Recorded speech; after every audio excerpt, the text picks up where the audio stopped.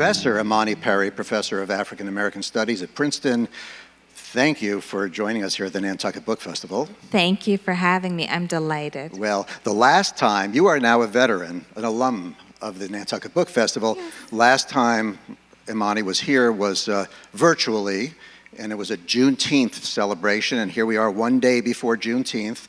And, well, before we even go on, give us the quick summary of what Juneteenth is and why it's so important. Sure. I mean, so Juneteenth is really, it's part of a suite of holidays. So it celebrates the moment in Galveston when June 19th, 1865, when the end of the war was announced to enslaved people there. And so which was belated, right? And so they celebrate historically in Texas and then in adjacent states emancipation on that date. And the thing that's really sort of profound about it is that it's a celebration, but it's also a recollection of a very tense moment. There were many who were slaveholders who did not want to allow the enslaved to be free. It was a kind of belated announcement. There was a great deal of tension and violence in that moment. And so it became this annual celebration, in many ways, akin to Memorial Day, which also started out as a celebration of African Americans who were celebrating the memory of their dead from the Civil War. But an annual celebration that is both an affirmation of freedom, but also, I think, in a way, a kind of an assertion of the ongoing struggle for freedom. Emancipation, up here in Black communities in New England, people celebrated Emancipation Day on January 1st, and similarly watch night services in other parts of the South where it's sort of the night before the signing of the Emancipation Proclamation. So let me just say that this one phrase, I've been living with this phrase for 2 years, and then when I knew I was going to get to interview you, I said, what can I do with this phrase? Because you said at that time, you were asked, how do you feel about, it was the very day that Juneteenth was officially declared a national holiday.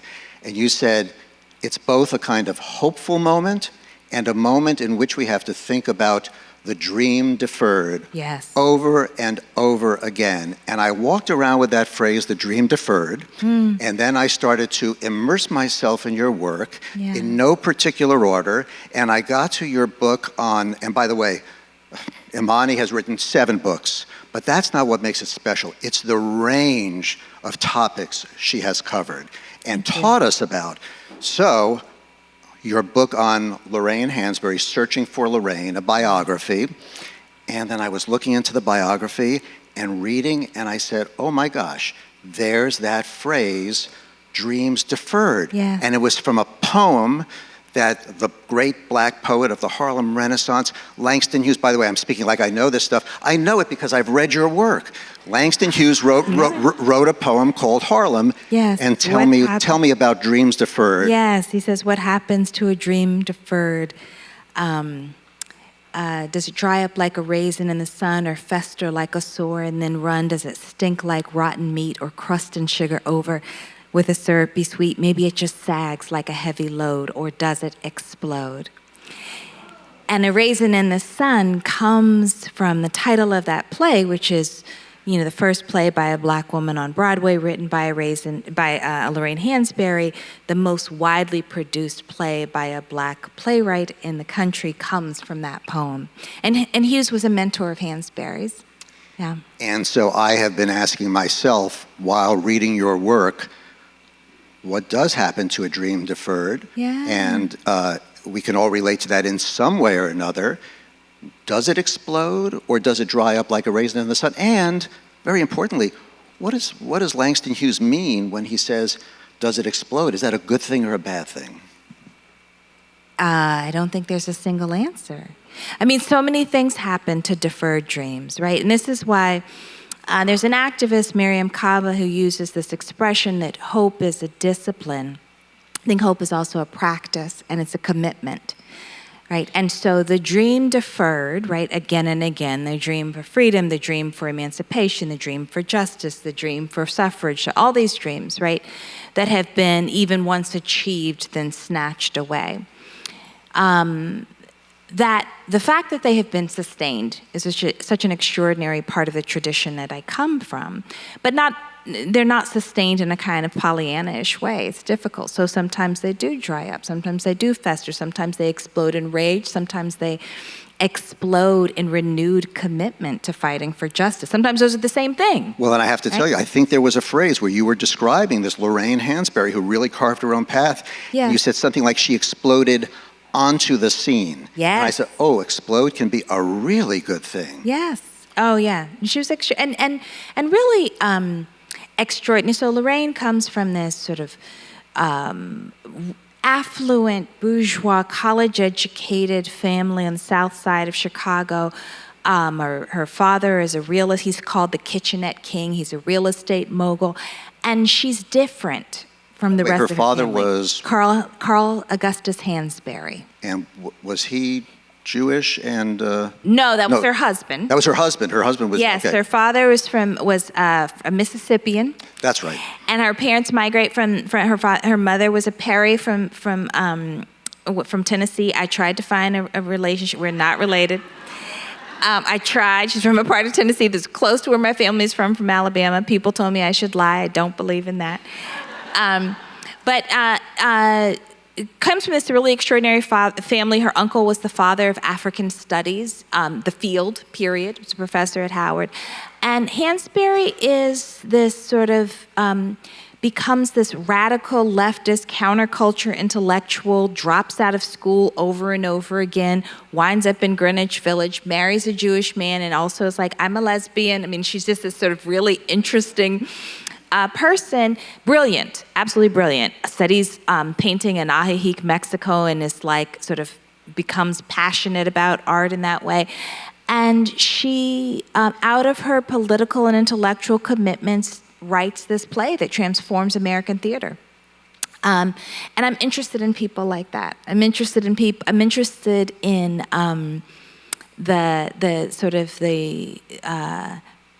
the dance between the dream deferred or the perception of failure or the roadblock, and then people finding their way to something beautiful and meaningful and maintaining a commitment to justice or to a better world or to beauty. So Hansberry was a perfect sort of vehicle for me to start to write for a broader audience than I had previously. And it's so interesting because that dream of writing for a broader audience, yes. from what I remember you telling us about Langston Hughes in this book, yeah. he wanted to be accepted by a much broader audience. He was considered the great black poet of that time. He had a big black audience and he wanted more. Is that right? Do I remember it correctly? Yeah, I mean, it's interesting that that's true. And he also wanted to write in a way, he had this wonderful essay, The Negro Artist and the Racial Mountain, in which he rejected the idea, he never wanted to just be a poet, right? So he wanted an audience, but he wanted an audience that allowed him to continue to be deeply rooted in his identity, right? And to use the language of his people. And that was one of the influences on Hansberry. That Hansberry, when she wrote in the vernacular of the South Side of Chicago, and she wrote of the people, honestly, who lived in the houses that her father owned much more than her own family, right? She wasn't writing upper middle class black life. She thought the lives of poor and working class black Chicagoans was where the story really was. And so that was, in some ways, to bring that world to the larger society. In some ways, as I read your stuff and you're talking about that, we talk about musicians, and sometimes there's a lineage of, that person was taught by this great person who was taught by that great person, and traces all the way back to whomever. I almost feel like your work is really, there's a lineage there, and you have the broader audience. And I have to tell you that the first book I read of yours, it's the only one that I have a hard copy of because I often download my books so I can search keywords at a moment's notice. But it's Breathe, A Letter to My Sons. And this whole dance that you talk about between really hope and making sure that the dream deferred is not deferred forever. A lot of that is in this book. And I just want to say a shout out to my mother-in-law who's not here, but she is a teacher. Nancy, is it okay if I mention her age? my mother-in-law, who I love, who's Marie, who will be here soon, and she was a long-time teacher, always has a book by her side, and the first time I discovered Imani Perry, this book was on her table, and it wasn't just on her table, because as I read it, it was annotated. Every single page was annotated, and it was one of these annotations that is like, what isn't annotated in this book? So that's how I discovered you. But tell us, as a parent, Yes. because last night you said, how many people were here last night? Okay, a fair amount of people. So in your address about freedom, it was very much focused on family and keeping family together. So I want to just shape your answer a little bit by saying one thing I learned from you is that coming back to Juneteenth, one of the first things that enslaved people did when they were freed was to search for their family members from whom they were separated. Take us from that to what you're trying to teach your two sons in Breathe. Oh, yeah. I mean, the book begins with that moment, sort of the Black Lives Matter moment, where there was this sort of mainstream awareness that things are different. That people were talking about the talk, right? Everybody talks about the talk you have in particular with Black boys, and I had a sort of gut level aversion to the talk, to be quite honest. You are the first Black woman or Black parent I have heard who has an aversion to the talk. Yes, I do. Because I think we live with the illusion that if we just tell our children the right things, they'll be safe. And that's an illusion for all parents, not just Black parents, right? And of course we want to guide them and nurture them, but the world is dangerous and scary, period. And there's a kind of responsibility that the discourse around the talk puts on the children and their families as opposed to the society.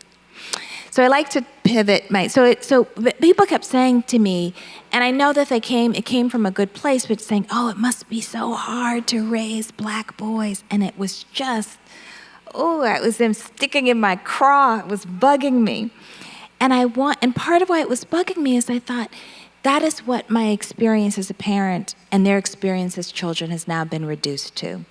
The difficulty, the tragedy.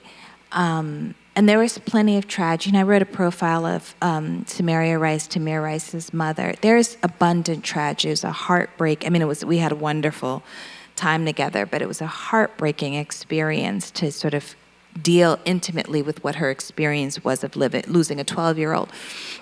But what I wanted to say, it's not just hard, it is beautiful, it is glorious. They're wonderful children. I wanted to acknowledge the fear, but I also want them to fly, right? And I love birds, and that's one of the men. So I didn't want to clip their wings.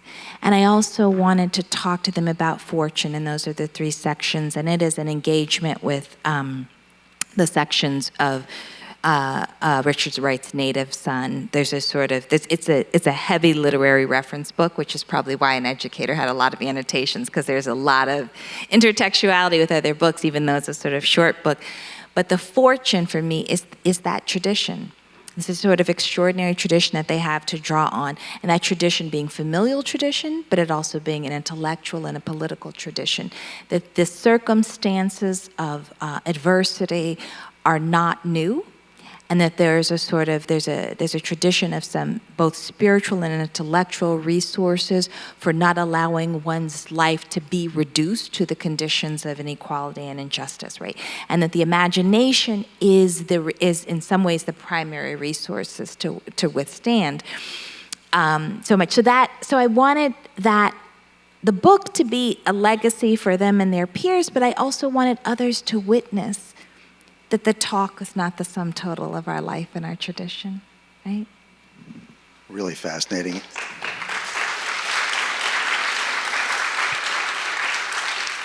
And so speaking about your own family lineage, last night you said that so much of your work, you have your grandmother by your side, and I said, I missed that one. And I said, what do I have to read? And I realized that in your latest book. Yeah, my Birmingham chapter. Yeah. and the title, you have so many books, but South to America, A Journey Below the Mason-Dixon to Understand the Soul of America. And I immediately went to the Atlanta chapter because I live in Atlanta. And then yesterday, thank God, I went to the Alabama chapter. Yes. And I learned so much about your grandmother. I wish she were here right now, but tell us about yes, tell us about your grandmother and what she passed down to you. Yeah. So my grandmother, Nita Garner Perry, was born in Huntsville, Alabama. And I'm going to say a couple of things. One is one of the most distinguishing features of her life is that she worked as a domestic primarily. She had 12 children. She sent all 12 children to college. She was an amazing woman. I mean, and had a husband, but she really is the one who sent the 12 children to college. And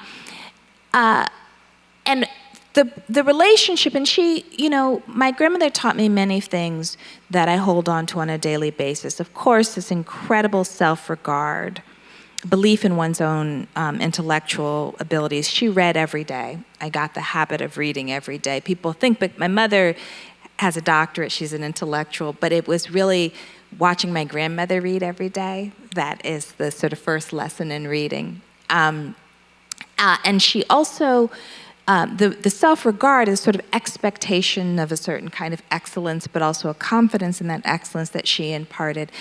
One of my favorite details of the book is that my grandmother was very proud of having attended this high school in Nashville, Pearl High. She'd been sent away. So one of the features of segregation that we don't often talk about is that many districts didn't have high schools for black children. So people would send their children to other places to go to high school. So she was sent to Nashville to go to high school, and she would always talk about Pearl High, with this incredible pride. My grandmother didn't, she wasn't a high school graduate. I thought, so she liked her high school, that's cool. And then after she passed, everything she ever said to me, I would just go over constantly. So I started to read about Pearl High. It's this extraordinary high school in Nashville that just provided, at a time, the only black public high school in Tennessee, provided a wonderful education. So and then I'm talking to one of my colleagues, Kianga Yamada Taylor, who's a Pulitzer finalist, an extraordinary intellectual, and I said, my grandmother, I'm reading about my grandmother at Pearl High, and she says, my parents went to Pearl High. She's from Dallas. And she said, my parents went to Pearl High and my grandparents went to Pearl High. And I was like, wow, that's crazy. So it's amazing. Then I have dinner with another colleague, Rena Goldthry. She's a wonderful historian of the Caribbean. She's from St. Louis. I'm talking to her. And I said, yeah, I'm doing this work on Pearl High. And she said, my parents went to Pearl High. My grandparents went to Pearl High. These are people at Princeton, just this Princeton African American Studies Department. So then I'm talking to Eddie Glaude, you know him. And I said to Eddie, I said, Kianga and Rena's folks both went to Pearl. And he said, he's from Mississippi. My grandmother lived in Nashville in high school. He said, I should look into that. And so he calls his grandmother. And he said, dear, did you go to Pearl High? She said, sure did, baby. And so this little department at Princeton University, 4 faculty attached to the single high school, which is an indication of the kind of institution that, and my grandmother didn't finish high school, Eddie's grandmother didn't finish high school, but an institution that actually functioned to create opportunity generations later. And so my grandmother becomes a conduit for doing the kind of discovery work to think about what made me possible, what makes us possible, right? Notwithstanding. I could talk in so many ways about and I do, about what wasn't possible for her, but I also want to trace the thread of how she made me possible. There's so much written, and it's extremely relevant today, about the lack of generational wealth in Black families because of all the restrictions. Yes. And this is a case where there was generational wealth passed down. Oh, absolutely. And I've been talking, and even in books that are not sort of about that. So my second book, which is a much more traditionally academic book, but I talk a lot about resourcefulness, right? So in the absence, right? Acknowledging all of the, it's about sort of the persistence of racial inequality in the United States and all of the various mechanisms, the culture of inequality. But I talk about the various kinds of resourcefulness that existed.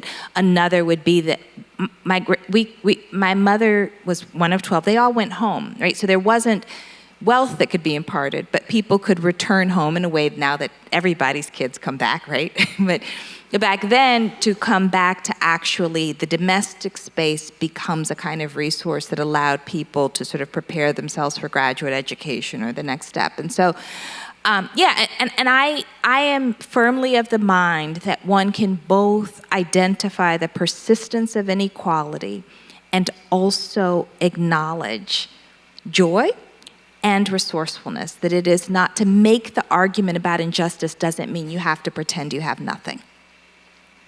When you're talking about resourcefulness, there was a phrase I wrote down that I love that you used. It was a creative resilience. Yes.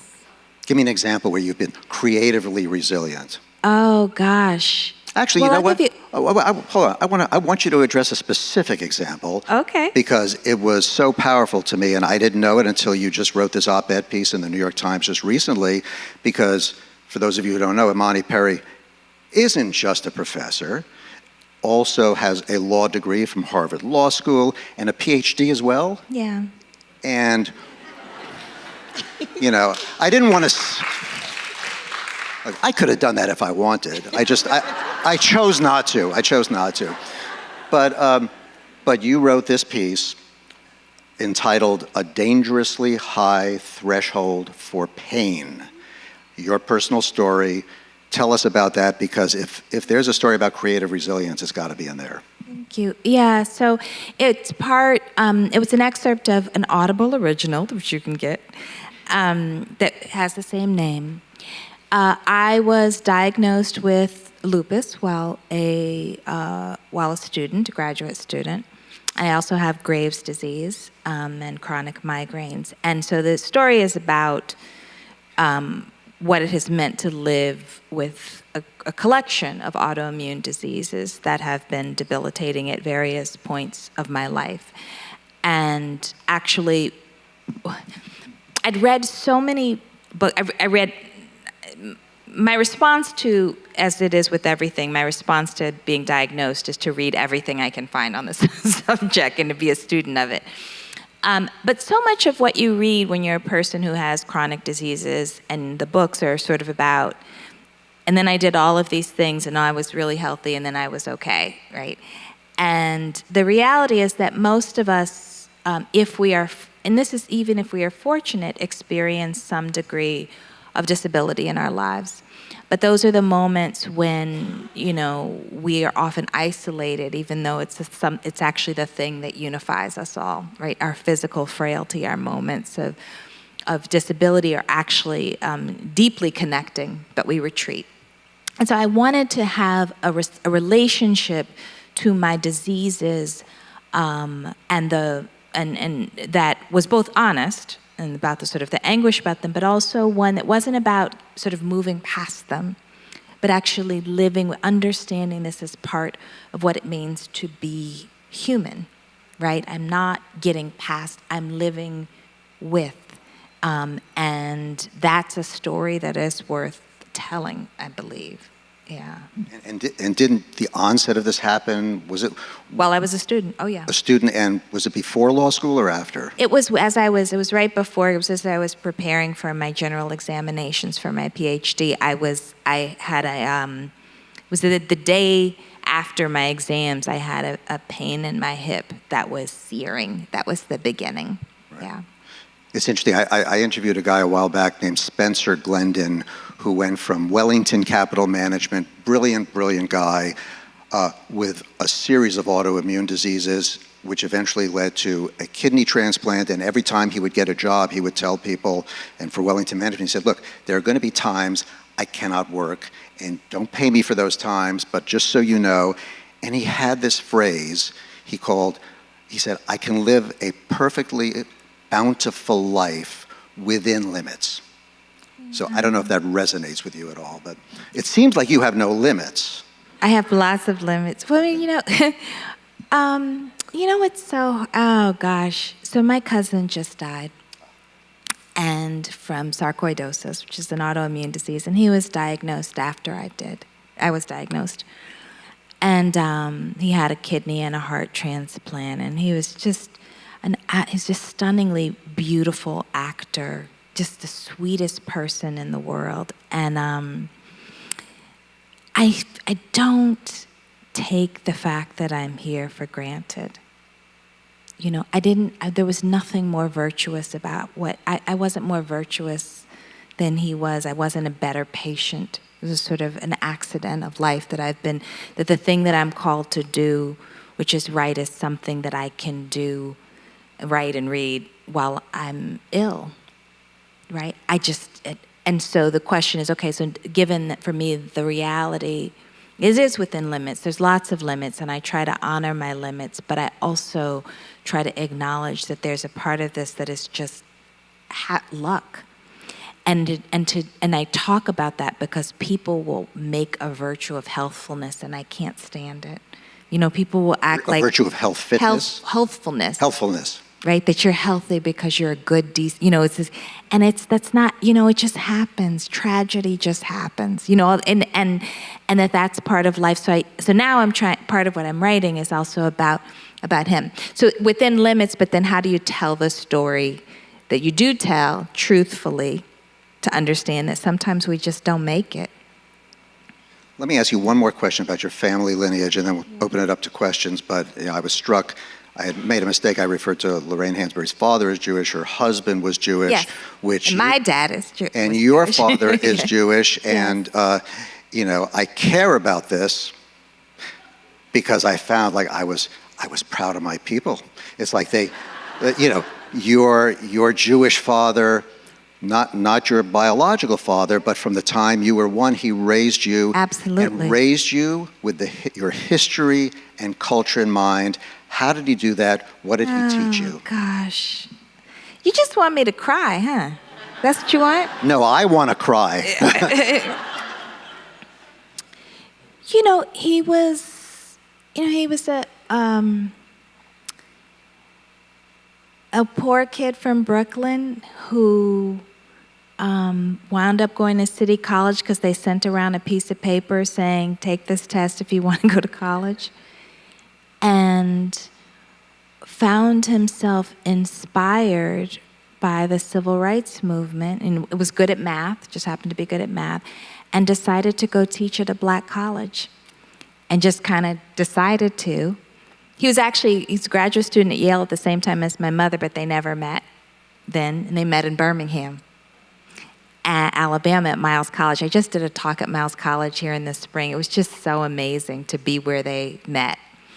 And I'm still close to their sort of community. And he was humble, deeply convicted, introduced me to Black history and talked to me probably more than anybody about both race and gender, frankly, and what I would face, the adversity I would face, but also just a sort of organic intellectual. Like, you know, we went to museums every week. We read, you know, he took me to George Bernard Shaw and Shakespeare in the Park, and loved Lorraine Hansberry passionately. So when I was writing that book, right before I started, he died before I was really into it. I was missing him. I had accidentally erased his last voicemail to me.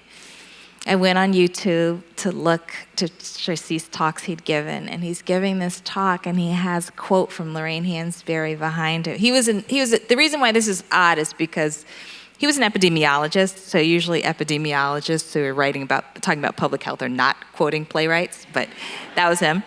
And so I was just, you know, so there's always these signs, and he really, really had and just really convicted, you know, radical leftist. I mean, he was the most unflinching, like, he did not leave the late 60s ever. Like,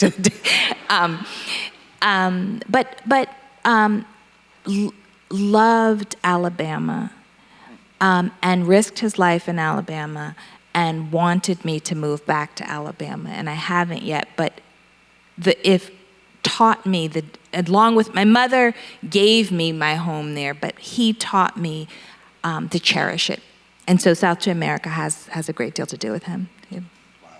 And I had not known about that link between Yale and what's the college in the South? Miles College. Miles College, yeah. Which is still around. It's still around, yeah. yes. So, well, and they both taught, there. and they taught at my and they taught at both my parents also taught my family's high school, which was Holy Family High School too in Birmingham, yeah. That's amazing. Well, and I don't want to ignore your mother because I know you have written about how the two of them were organizers, that word organizers. Yes. So you grew up with that example too. Absolutely. And I have to think that gives you some optimism because, what makes us hopeful and optimistic is when we get information, intelligence that we can actually use to take action. Yes. And you had that model for you. I did. And it is the expectation that you are supposed to be of service was, and I'll be completely honest, for me, it was a source of anxiety, and I was very clear, I'm not going to be an activist, like a professional like I did not want to do, because I associated it with a lot of I saw a lot of suffering as a consequence of that, but also a deep admiration and also a sense that I am supposed to be civically engaged was always present. But one of the glorious things about having written South to America is that there are people who are reading the book who were organizers with them in the South who are now sending me materials. So I have these minutes from the Southern Conference Education Fund where my parents are arguing with people, or or papers, articles they wrote in the early 70s. So I now have an archive of them that I wouldn't have had otherwise. One of their friends came down. He was on his way to take his papers to the University of Virginia, and he was like, well, I'm just going to bring you there's some of the stuff that the University of Virginia doesn't want, but I wanted it because it had to do with my family. So again, the inheritance is absolutely something I cherish, yeah. Let me open it up to questions. Who has a question? Yes. Oh. I was curious about your book, South, to America, to hear more about that book, your newest book. Yes. Yeah, so it is a journey through that is actually a sort of physical journey, and it recounts many of both over the past couple of years, but a sort of longer trajectory of years of going back and forth from the South. I was born in Alabama, I was raised in Massachusetts, and I spent my life going back and forth, and also some in Chicago. But it's also basically a book that begins with the idea that the South is conceived of as the sort of repository for the nation's sins. And what I want to say is that, in fact, that's because, in many ways, that's where the nation began. And the ways of the country that can be deeply exploitative, that can exclude, actually, that made the prosperity of the nation are rooted there. So that the whole country, in many ways, has always not just benefited economically from the South, but been shaped by it, and it continues to be a bellwether. So, for example, if you think about who paid the Revolutionary War debt, well, that depended upon unfree labor. When you think about you go through all the wars, the War of 1812, when you think about the international wealth of the United States, but depending upon cotton.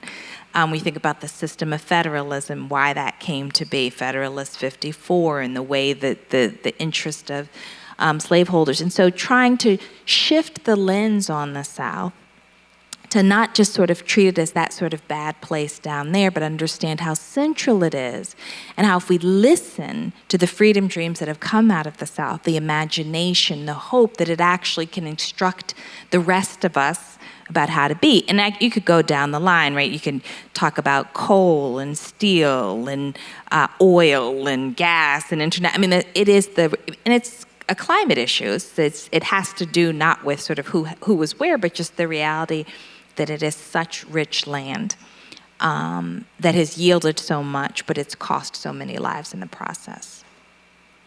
Yeah. Other questions all the way back there? Yes? Oh, hold on 1 second so they can run a mic to you.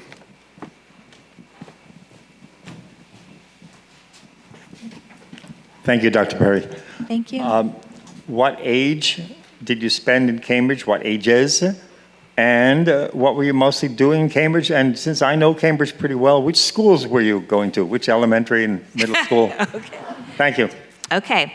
So I was in Cambridge from 5 to 17 during the school year only. So every summer, every holiday, I was gone, either in Alabama or Chicago, which was relevant because I missed a lot of Massachusetts summer culture. I attended Cambridge Friends School, except for when I was at King Open with Ilian in second grade. So I had Quaker education. I went to 3 high schools, as we don't have enough time to discuss all of that. But I went to the Commonwealth School, Cambridge, Rindge and Latin, and Concord Academy. And then I was back in Cambridge from ages 22 to 27 for graduate school and law school. I'm so glad to see Ilian in the audience because she told me last night that you two went to second grade together. Second grade. And Ilian, do you have anything? Now that you see your classmate? Well, can I say something? Please do, yes. So we ate lunch together, and Ilian she like nobody could draw like her in second grade. And so she could draw eyes that sparkled, and she taught me how to do it. And so that was one thing. And then so just absolutely adored her. And then I saw her again our freshman year of college, and she had red patent leather clogs that were the most beautiful shoes I had ever seen. So anyway, those were like 2 really important moments in my life with Ilian. I'd like a drawing. We'll all get a drawing lesson from you afterwards. Anybody else? Yes. Dr. Perry, I could listen to you speak all day. You have such a melodious, meditative voice. Oh, Thank thanks. you. And your speech last night was just goosebump raising, wonderful. Thank you for sharing about your health conditions. And I was wondering, how do you fill your tank, both energetically and creatively, so that you can keep being creative and keep producing and teaching and writing? Yeah, and Ilian and I have talked about this a lot, but music is a central part. I listen to music every day. I read every day. I did one of those tests a few years ago where you ask your children, things about you, like they say, how old are you? Or like, what do you, and they usually have funny answers. And so I asked my younger son what's something I like to do, and I was so scared he was going to say, sit at our computer and answer emails, and he said, laugh. And I laugh a lot, so I look for sources of humor and entertainment constantly. So I do. I live in. And this is the other thing, which people sort of respond to weirdly, so I should probably stop saying it, but I really like to cook for myself, and I like to cook things that I really like to eat. So I am really invested in making the food that I want to eat, and that makes me feel good physically and happy too. So. Other questions? No more questions? We have a couple of minutes then. Okay. So, oh boy, there's still so much I want to, I don't want to turn it to a negative thing, but I will say that, yes. Your work takes those currents, those negative currents of history, and then the positive currents, which sometimes come with the imagination. And look, we've got headlines just this week of the Minneapolis Police Department, where they found that the George Floyd thing was not a one-off, and that it was persistent and seen throughout this. And I have to go back to it. Yes. That there was an anecdote about a sheriff, a black woman sheriff, most senior police officer in Minneapolis, who said when she takes her uniform off and drives in her car, when she sees a squad car in back of her, she gets very nervous. Oh, absolutely. So I don't know what your reaction, because they also said there might be a consent decree there, and I'm thinking, well, you're an attorney, and do you have hope for that Not situation? speaking as an attorney, I'm just going to say that. It's hard. Well, let me say this. So I taught this spring James Baldwin's 1966 essay for the Nation, Report from Occupied Territory, which is just a stunning piece. But it's one of these reminders, which is about the Harlem Six, which is about a case of children knocking over a fruit cart in Harlem, and police start to beat them, and so adults intervene, and those adults are beaten, and then those adults that intervene to protect the children are accused of murder, trumped up charges. And if you are in the archive the way that I am, repeatedly over the past 100 years, there is story after story of a anguished relationship between policing and Black communities, really from emancipation to the present. So hopeful in the sense of, do I think that this will likely, does my intellectual side think that this will change in my lifetime? No. And I will be completely frank, I do not think watching, there was a moment when people, I said, I'm not gonna watch this footage, when there was like sort of footage of people being killed who were unarmed. I said, I refused to watch. And people said, it was important for people to be aware. And I said, well, I know already, so I don't need to watch it. But also, so we watched many, many episodes of killing, and there's no appreciable difference, statistically speaking. You have individual episodes. So that's not, but so I think we have to get beyond the affective dimension of it and start to think, okay, well, that was not what was going to change things. So what becomes the next strategy for intervention, right? And there are people, there are scholars, there are thinkers, there are organizers who are sort of proposing different things. And I think, we're so sort of media oriented that it becomes very easy to allow the sort of emotional register to stand in for trying to imagine how we might get to right relation in a more effective way. So we have to be in a new phase. What the question becomes, okay, so what do we do next? It's not obviously not going to be easy. People have been organizing around this for over, even though we've only been talking about it maybe for 10 years, people have been organizing around it for over 100 years. So we have to, so I don't think one gives up, but I'm not optimistic at this moment. That's not the word I would use. Well, I have to say that the only thing I can say is, Ilian, your little anecdote about teaching you how to draw eyes that sparkle, I think in my little promotion for this event, it's like we were going to talk about hope deferred or dreams deferred, and even though that subject can often drain your energy, as you said, it could fill your tank, and I had promised that you would fill our tank, and I think partly because your eyes do sparkle. In reality, it's true, and it's partly obviously the content of what you said, but I don't know about you, but I read that Imani means faith. And so I hope we all leave here with a little bit more faith. It's a mustard seed. That's all we need.